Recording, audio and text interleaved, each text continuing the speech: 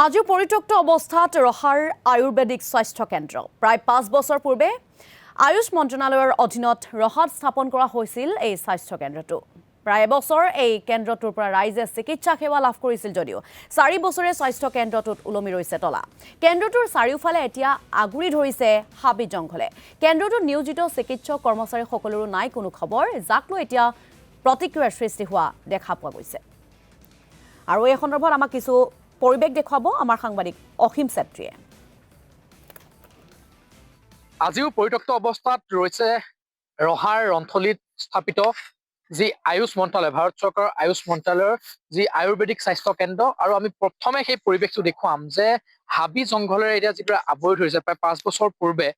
বছৰ পূৰ্বে ৰহাৰ যি ৰন্থলী পৰিপূৰক স্বাস্থ্য কেন্দ্ৰ সেই পৰিপূৰক স্বাস্থ্য কেন্দ্ৰৰ চৌহদতে স্থাপন কৰা আয়ুৰ্বেদিক স্বাস্থ্য কেন্দ্ৰটো আৰু আজি ভাৰত চৰকাৰৰ আয়ুষ মন্ত্ৰালয় সেই আয়ুষ মন্ত্ৰালয়ৰ অন্তৰ্গত আছিলে এই যি আয়ুৰ্বেদিক স্বাস্থ্য কেন্দ্ৰ আমি প্ৰথমে পৰিৱেশ দেখুৱাইছো যে এই যে গৃহ আচলতে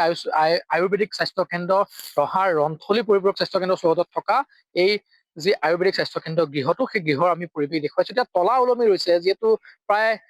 ৩ বছৰ ৪ বছৰ ধৰি তলা ওলমি ৰৈছে কাৰণ ৫ বছৰ পূৰ্বে যদিও স্থাপন কৰিছিল কেইদিনমান ৰাইজে ইয়াৰ যি সেৱা সেই সেৱা লাভ কৰিছিল যদিও তাৰ পাছত কিন্তু কিহৰ বাবে বন্ধ হৈ গ'ল কিহৰ বাবে ইয়াৰ পৰা চিকিৎসকসকল কৰ্মচাৰীসকল গুচি গ'ল বা কিহৰ কাৰণে আজিলৈকে ৰাইজে সেই সেৱা অব্যাহত নাথাকিলে বা লাভ নকৰিলে তাক কিন্তু বৰ্তমানলৈকে এক ৰহস্যজনক প্ৰশ্ন আজিলৈকে কোনেও আচলতে তাৰ উত্তৰ দিব নোৱাৰে আমি পৰিৱেশ দেখুৱাইছো আমি যি পৰিত্যক্ত গৃহ এতিয়া পৰিত্যক্ত গৃহলৈ পৰিণত হৈছে কেইদিনমান পূৰ্বে ইয়াত চোৰৰো হাত পৰিছিল যিসমূহ দিনে পোহৰে আচলতে যিসমূহ আচবাব যি খিৰিকীৰ পৰা আদি কৰি আচলতে কেইবাবিধো বস্তু চোৰে চুৰ কৰাৰ চেষ্টা কৰিছিল আৰু আমি পৰিৱেশ দেখুৱাইছো যে এয়া ভাৰত চৰকাৰৰ আচলতে যি এক ডাঙৰ আচলতে লেখত ল'বলগীয়া আচলতে যি আঁচনি আছিলে ভাৰত চৰকাৰৰ যে আয়ুৰ্বেদিক স্বাস্থ্য কেন্দ্ৰ সেই আয়ুৰ্বেদিক স্বাস্থ্য কেন্দ্ৰৰ এটা কেন্দ্ৰ আচলতে এই ৰহাৰ ৰন্থলী পৰিপূৰক স্বাস্থ্য কেন্দ্ৰ চৌহদটো নিৰ্মাণ কৰিছিল কিন্তু এতিয়া দেখিবলৈ পোৱা গৈছে যে অতি পৰিত্যক্ত অৱস্থাত আছে এই হাবি জংঘলেৰে আচলতে সকলো ভৰি পৰিছে এৰাবাৰীত পৰিণত হৈ পৰিছে আমি পৰিৱেশ দেখুৱাইছো এটা তলা ওলমি আছে আমি ভিডিঅ' জাৰ্নেলিষ্টক আচলতে ওচৰৰ পৰা দেখুৱাবলৈ আহ্বান জনাম যে এই তলাটো আচলতে বিগত ৩-৪ বছৰ ধৰি এইদৰে ওলমি ৰৈছে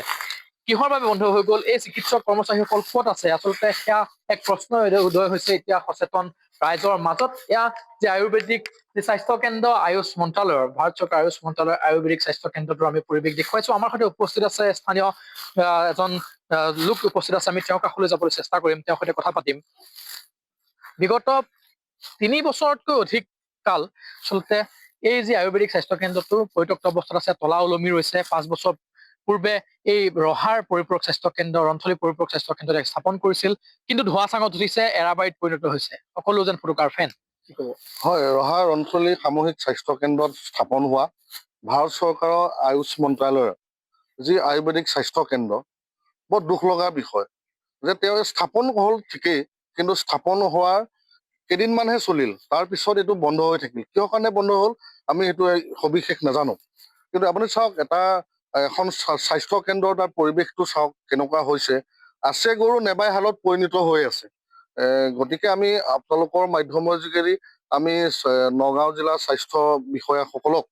আমি দাবী জনাইছো যে ইয়াত যে যিটো নিযুক্তি হৈ যি চিকিৎসা সেৱা কৰিবৰ কাৰণে চিকিৎসকসকল আহিছিল তেওঁলোক গ'ল কলৈ ইয়াৰ পৰা কিহৰ কাৰণে বন্ধ হ'ল সেয়া এক ৰহস্যজনক বিষয় অসীম চেত্ৰী আপোনাক আমি এই মুহূৰ্তত ধন্যবাদ জ্ঞাপন কৰিছো